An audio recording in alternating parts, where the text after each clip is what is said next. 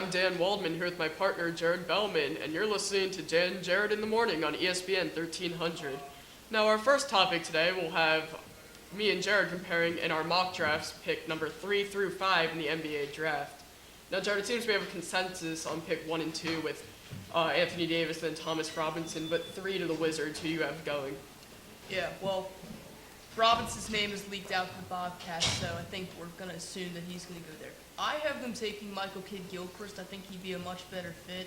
The Wizards really need talent everywhere, so Beal, whether it's Beal, Gilchrist, Barnes, either of those guys is a great pick for them.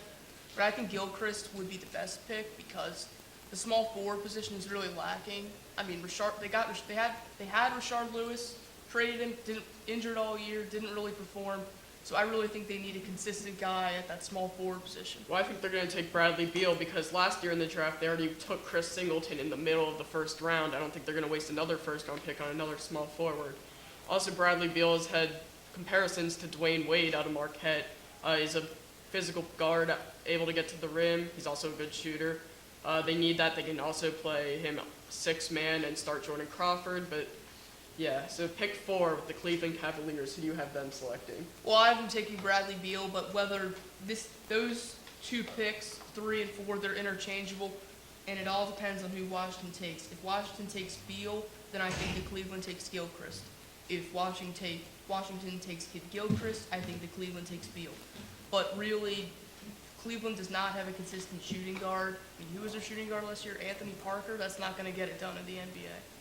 Well, yeah, I think they're going to take Michael Kidd-Gilchrist, actually, because you have Jamison departing from Cleveland. They're going to need another forward, and Kidd-Gilchrist has a little more versatility. He can play the 2-guard and small forward. I think Cleveland really needs a scorer right now. If they can have Varejao, Irving, and Kidd-Gilchrist, I think they can actually not necessarily contend, but definitely win more games than they did last year. And then finally, with pick 5, we'll have the Sacramento Kings. Who do you think they'll take? Well, the Sacramento Kings have been involved in a lot of trade talk with the Lakers possibly moving up to 5 and the Rockets possibly moving up to 5. But if the Kings do end up staying at 5, I think they'll take Harrison Barnes. I mean, last year they had Tyreke Evans playing the small forward position, and that is not a good fit for him. He's more of a point guard or a 2-guard.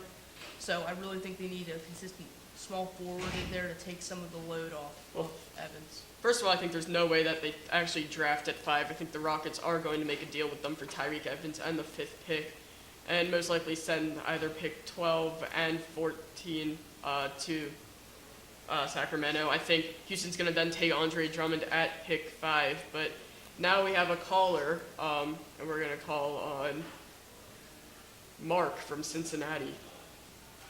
Hi guys. How do you think the Rockets will adjust themselves in the draft? Well, the Rockets have wanted a consistent center for a long time, so I'm thinking at 12, again, if they do stay at 12, 16, and 18, I'm thinking at 12 they take a center like is it Tyler Zeller or Myers Leonard. At 16, I think if Terrence Jones is still available, you have to take him because at 16, talent that he presents is a great value. And at 18, I think you could take a risk on Jared Sullinger, a guy that's slipped, but at 18, I think if he can play to his full potential, that would be a great value. Well, first of all, I don't think they're going to have 3 picks this draft. I think they're going to trade 2 to Sacramento for Tyreke Evans. But with that 3rd pick, I think they will try to trade up back into the lottery again using the 18th pick and try to select maybe guard out of Duke, Austin Rivers. There have been links there, and Rivers has been trying out for the Rockets for several days. And now for our second topic, we will have the Pau Gasol trade rumors. There have been linked to rumors that Pau Gasol will be going to Atlanta for Josh Smith. Jared, do you see this trade happening? Yeah, Paul Gasol, actually yesterday the rumors started blowing up. Pau Gasol has been mentioned in trades all around the NBA, whether it's to Houston, Sacramento, to Atlanta.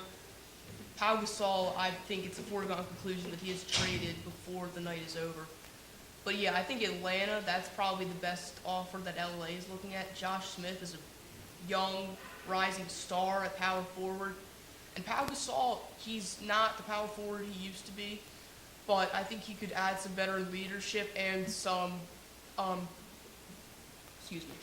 he could pair with Al Horford down low in the post to help Atlanta contend for the Eastern Conference. Well, that will do it for our Dan and Jared show in the morning on ESPN Radio 1300. I'm your host, Dan Waldman, here with my fellow colleague, Jared Bellman. We'll see you later.